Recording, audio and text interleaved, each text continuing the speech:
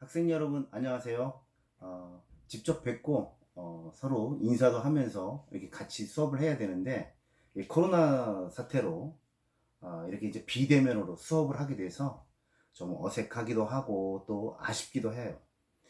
뭐 그렇지만 이제 거의 지금 극복이 돼 가고 있으니까 조만간 직접 얼굴을 뵙고 그리고서 수업을 할 수 있으리라 이렇게 기대를 해 봅니다. 근본 학기 이제 여러분하고 같이 이제 공부를 해야 될 부분은 이제 손실보상법입니다. 이 손실보상법은 아무래도 우리 공사 같이 이런 공적 기관에서 공익 사업을 위해서 토지 등을 취득하는 그런 업무이기도 하고 그러다 보니까 이 어떤 법률적인 그런 부분들이 굉장히 많이 에, 그 적용이 되고 있고 또 우리가 이제 그런 법률들을 세세히 알아야 재산권을 또 국민들의 그 재산권을 보호하기도 하는 그런 업무이기도 해요. 그래서 어떻게 보면 손실보상 업무는 뭐 일반적으로 봤을 때 사업 시행자인 우리 국가나 우리 공사 같은 경우 그런 공익사업 시행자가 뭐 강제로 뺏는다 뭐 이런 생각이 지배적이긴 하지만 그러나 손실보상법은 어떻게 보면 국민들의 재산을 보호해주는, 즉 그분들에게 빠짐없이 정당한 보상을 해줘야 되는 그러한 보호 법률이기도 합니다. 그래서 우리가 이 손실보상법의 그 취지라든가 이러한 절차 그리고 방법, 기준 이런 부분들을 세심하게 적용을 해서 수용당하는 국민들이 불이의 피해를 입지 않도록 하는 것도 이 법의 목적이기도 해요. 그래서 우리가 이번 한 학기 이 토지보상법의 그러한 이념 그리고 어떤 그런 그 조항들을 살펴보면서 국민의 재산권을 보호하는 그러한 의식을 가졌으면 좋겠습니다. 자, 먼저 이제 손실보상법을 먼저 강의하기에 앞서서 기본적으로 이 손실보상법의 근간이 되는 이념이 되는 그 조항을 먼저 이론적인 부분을 한번 살펴볼 필요가 있어요. 그것은 이제 우리 헌법 23조입니다. 손실보상법은 우리 헌법 23조에서 도출이 돼서 토지보상법이라고 하는 이 법률을 가지고 적용하게 돼 있어요. 그래서 손실보상법을 이해하기 위해서는 무엇보다도 헌법 제23조를 우리가 명확하게 이해를 하고 가야 돼요. 가장 기본이 되는 겁니다. 그래서 우리 헌법 23조가 어떻게 규정이 되어 있고 어떤 내용을 담고 있는지 하는 부분을 한번 살펴보고자 합니다. 자, 우리 헌법 23조 1항 모든 국민의 재산권은 보장된다. 이렇게 되어 있습니다. 우리나라 자본주의 사회에서 당연히 재산권은 보장이 되죠. 뭐 재산권이 보장이 안 되는 나라? 네. 뭐 북한 같이 사회주의 국가 이런 데는 재산권이 보장되지 않겠죠. 사회주의 국가는 보통 그러한 생산 수단은 국가나 아니면 사회협동단체가 모두 가지고 있어요. 그래서 개인한테는 뭐 소비되는 그러한 물건에 대해서는 뭐 사유가 좀 인정되겠지만 대부분의 생산 수단은 다 국가나 사회협동단체가 가지고 있거든요. 그게 우리 대부분 그건 이제 사회주의 국가에서 몇 개 안 남은 사회주의 국가에서 적용이고 지구상의 대부분의 나라는 그 사람의 개인의 재산을 보장하고 있는 거죠. 근데 이제 그 재산권, 이 재산권이 뭐냐 하는 문제거든요. 그 재산권이 뭐냐 하는 부분은 바로 다음에 그 재산권의 내용과 한계는 법률로 정한다. 이렇게 돼 있어요. 그러니까 그 재산권이 어떻게 행사를 하고 또 어떤 요건을 갖추고 있으며 그를 그 행사하는 데 있어서의 한계는 어떻게 어떻게 구성되어 있느냐 하는 부분들은 다 국회의원들이 만든 법률로 정한다는 거예요. 즉, 이 사회가 서로 간에 그런 재산권을 보장을 해주는데 그 재산권은 서로 이러한 내용이 우리가 재산권이다 라고 하는 부분들을 그런 국민들의 합의가 있어야 되잖아요. 그렇기 때문에 그것을 국회의원들이 모여서, 국민의 대표인 국회의원들이 모여서 법률로 정한다는 거예요. 그래서 재산권의 내용이 뭐겠습니까? 우리가 뭐 가장 쉽게 얘기하면 민법으로 보면 뭐 소유권, 점유권, 뭐 유치권, 질권, 저당권, 뭐 이러한 물권이라든가 채권 이런 내용들, 또 뭐 상법으로 보면 뭐 회사의 주식 이런 부분들 다 그 법률로서 그러한 내용들을 규정을 하고 있다는 겁니다. 우리가 예를 들어서 남한테 돈을 빌려줘요. 그러면 그 사람은 그 돈을 회수를 해야 되기 때문에 그걸 담보조로 뭘 설정하죠? 보통 토지나 아니면 건물 같은 부동산 같은 경우에는 은행이나 이런 데서 돈을 빌려주면서 저당권 설정하잖아요. 응? 저당권 설정을 하고 그러면 그 저당권을 등기를 넘겨주면서 이제는 그걸 담보로 해서 돈을 빌려 쓰게 되는 것이죠. 뭐 그것도 있고 또 임차권 뭐 이것도 만약에 물건을 빌려주면서 임차료를 받는 거지 않습니까? 이런 서로 물건을 빌려주고 받고 그러면서 그걸 뭐 맘대로 하는 게 아니에요. 거기에는 또 어떤 제한이 있다는 거죠.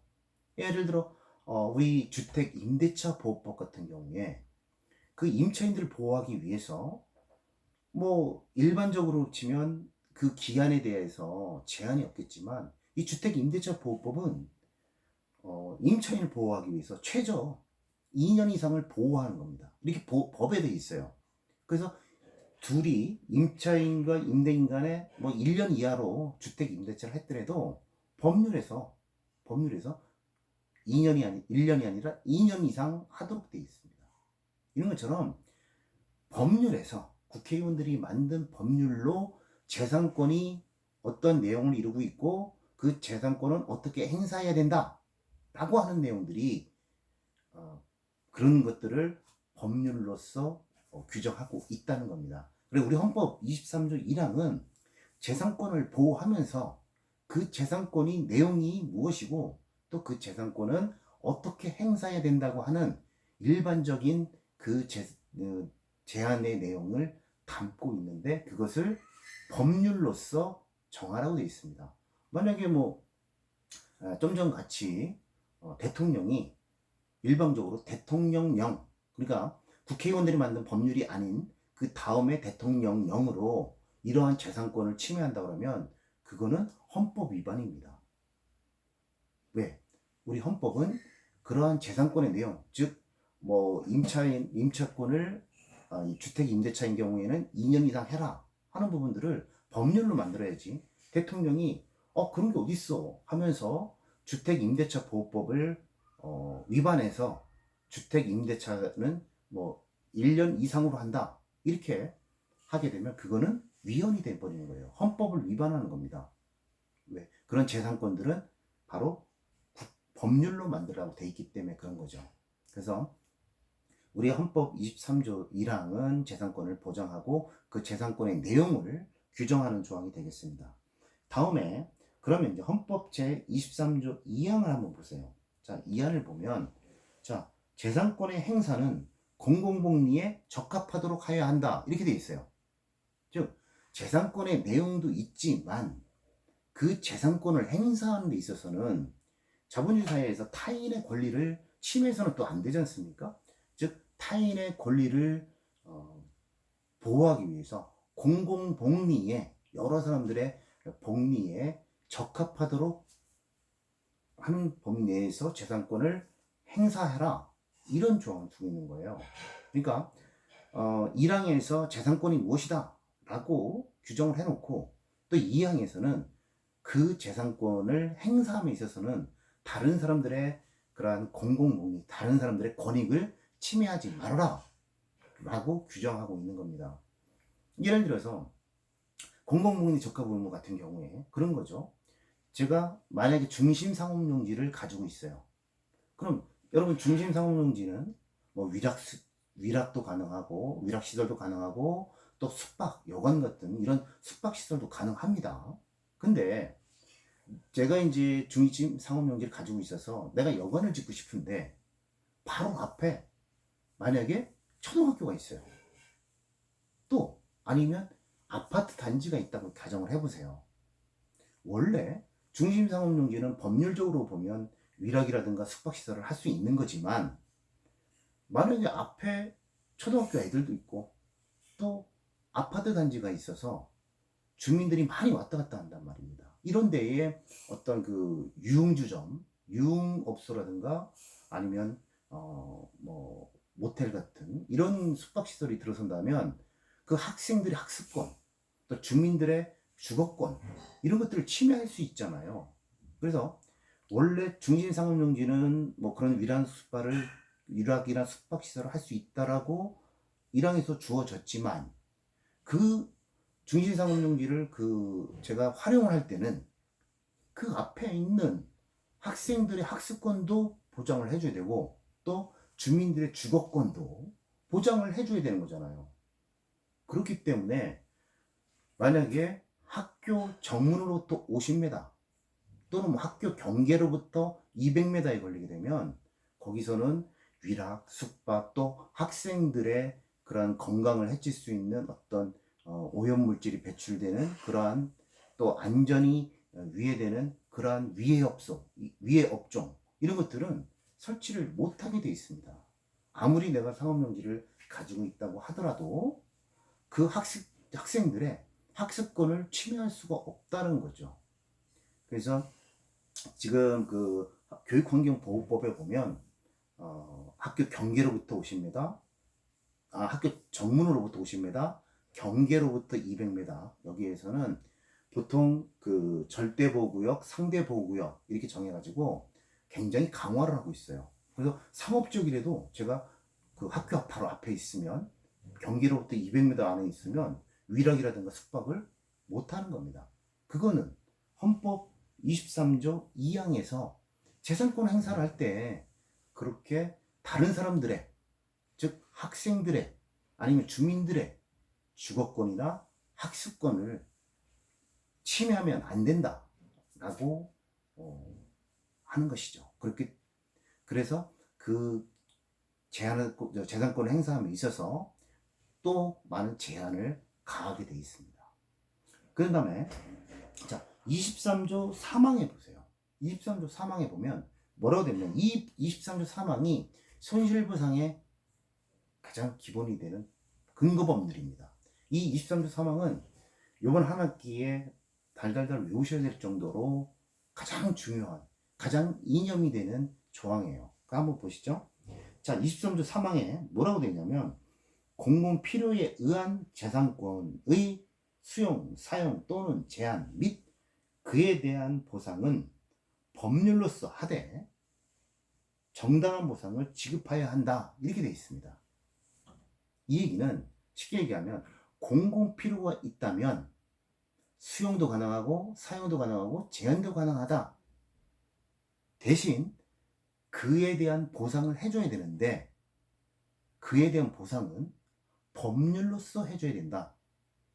그리고 보상을 해주더라도 정당한 보상을 해줘야 된다. 이런 규정이에요. 자 23조 3항 다시 한번 볼게요. 공공필요, 조문에 얽매이지 마시고, 자, 공공필요가 있다면 강제 수용도 할 수 있다. 그런데 그 보상은 법률로서 해야 되고, 법률로서 하되 또 정당한 보상을 해줘야 된다는 거예요. 이게 이제 우리 23조 3항이 손실보상, 강제 수용하게 되는 가장 근본적인 규정이 되는 것입니다. 자, 그래서 우리가 이제 수용권 하잖아요. 우리 여러분들 선배들한테 이제 들었거나 아니면 여러분들이 지금 업무를 하면서 이제 어떤 공익사업이 있어요. 어떤 개발 사업이 있습니다. 거기서 처음에 이제 소유자들하고 성실한 협의를 하죠. 얼마 드릴 테니까 계약 체결 하시죠. 이런 설득도 하고 찾아가서 설명회도 하고 뭐 하잖아요. 근데 만약에 끝까지 협의를 안 하시게 되면 그때는 어떻게 합니까? 우리가 수용 재결에 의거해서 강제로 취득을 하지 않습니까? 이게 이제 수용이잖아요. 네? 그런데 그렇게 수용이 가능하게 하려면 우리 헌법 23조는 조건을 달아놨다는 거예요. 그렇게 강제 수용을 하려면 먼저 그 사업이 공공 필요가 있어야 된다는 거예요. 공공 필요가. 그리고 또 수용 사용 제한 및 그리고 법률에 그 보상의 그 근거가 있어야 돼요. 근거가 없으면 못 해줍니다. 우리 뭐 예를 들어서 수용당하는 사람들이 뭐 우리 마을을 떠나게 되니까 뭐 정신적 보상을 해달라 뭐 그러는데, 그 정신적 보상은 우리 토지보상법 어디를 찾아봐도 없어요. 그러니까 그 보상을 해줄 수가 있습니까? 못 해주는 거예요. 왜? 법률로서 국민들이, 국회의원들이 이거는 수용당했을 때 이 토지 보상을 해주고 이렇게 해주고, 건축물 보상은 이렇게 해주고, 또 그 외에 주거비는 이렇게 해주고, 또 간접 보상을 이렇게 해주고 하는 것들을 다 법률로 담으라는 거예요. 사회적 합의를 이뤄서 국회의원들이 법률로 만들으라는 겁니다. 그래서 그 만든 걸로 보상을 해야 되는 건데, 또 그런데 그런 것을 거의 종전의 삶을 유지할 수 있도록 정당한 보상을 해주라, 이런 규정이에요. 그래서 23조 사망까지 우리 이제 23조를 한번 봤습니다. 자, 23조를 다시 한번 봐요. 23조 1항은 재산권을 보장한다. 그리고 재산권에는 법률로서 그 내용을 규정한다는 거였어요. 그리고 2항은 그것보다 좀 더 강화해서, 그렇다 하더라도 만약에 다른 사람들의 권익을 침해하면 안 된다. 즉 공공복리에 적합하도록 사용을 좀 더 강화했습니다. 조건을.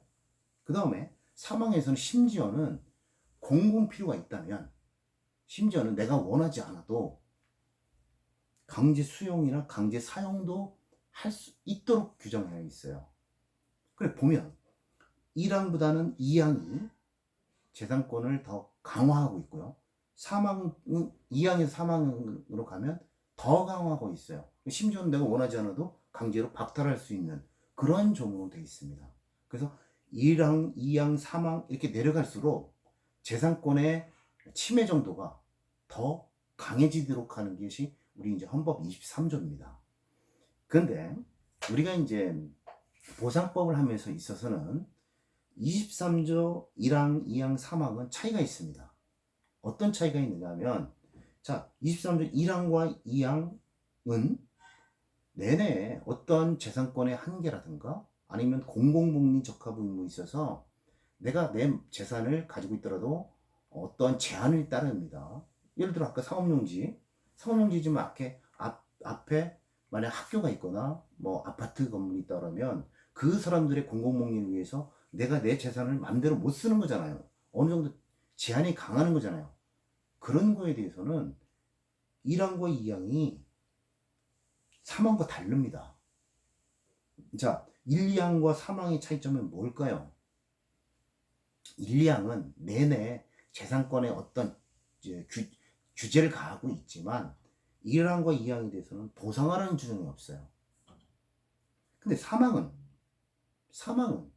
사망에 위배되면 보상을 해주라는 겁니다. 그러니까 1, 2항과 3항은 근본적으로 차이가 있는 거예요. 1, 2항은 재산권에 대해서 어느 정도 침해를 인정하겠다.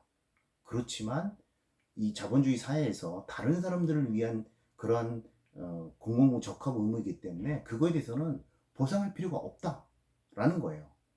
그렇지만 사망은 그게 아니고, 야, 그 정도면 너무 침해가 심하니까 그거는 보상을 해줘야 된다는 겁니다.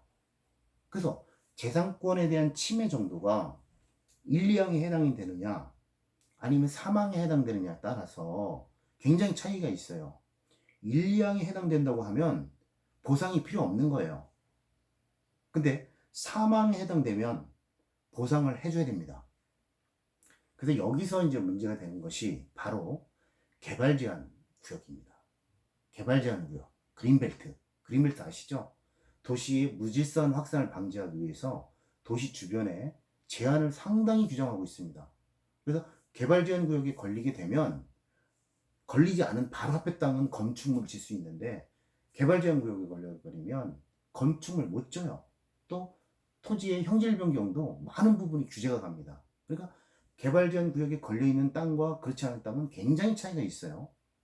자, 그러면 그렇게 개발제한 구역에 그러한 규제들이 일량에 해당되는 규제냐, 아니면 사망해 보시면 뭐 강제 수용, 강제 사용 뭐 이거야 당연히 이제 재산권 박탈하고 강제로 사용하니까 뭐 그런 거야 뭐 보상을 하겠지만, 여기 또 제한이 있어요. 제한.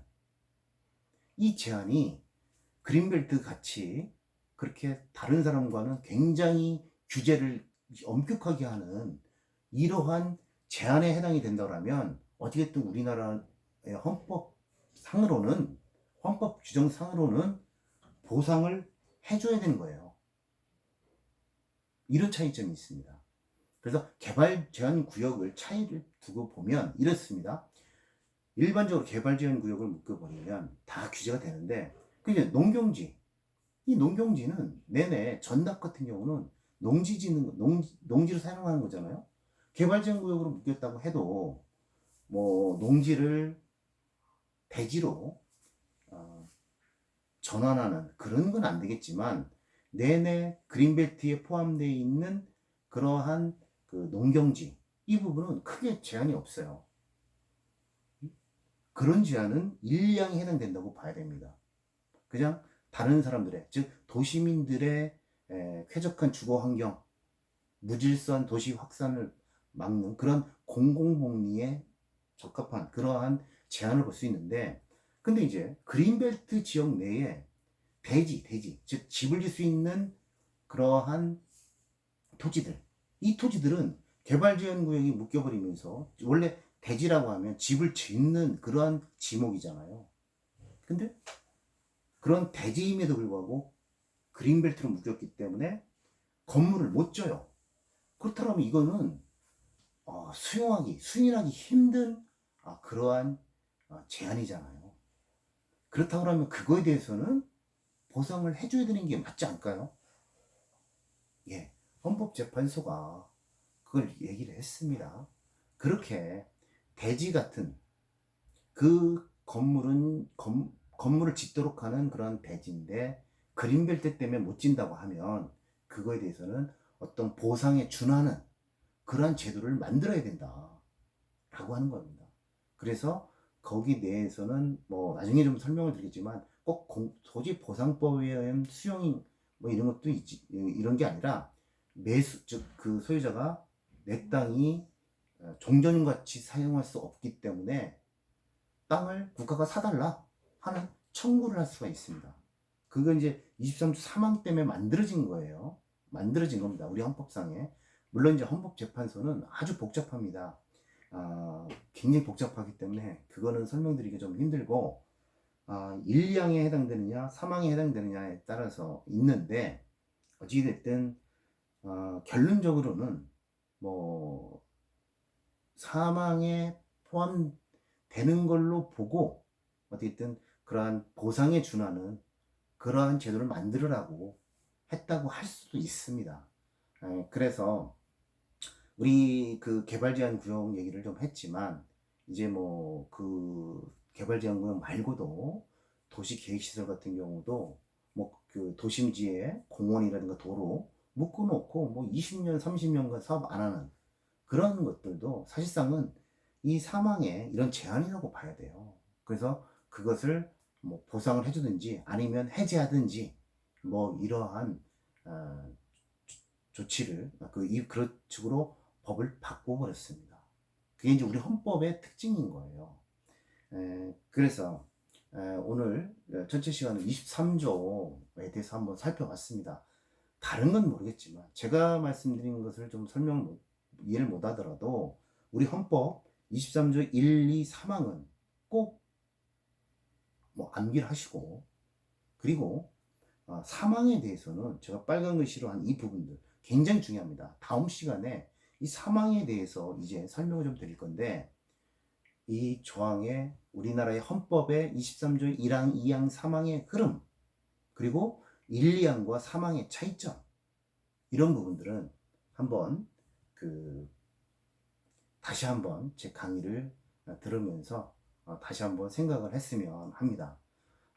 첫째 시간에 조금 딱딱한 그런 이론 이야기인데요. 그렇지만 꼭 아셔야 되는 그런 조문이고, 또 이 조항에 대해서는, 사망에 대해서는 다음 시간에 또 더 깊게 이렇게 설명드리도록 하겠습니다.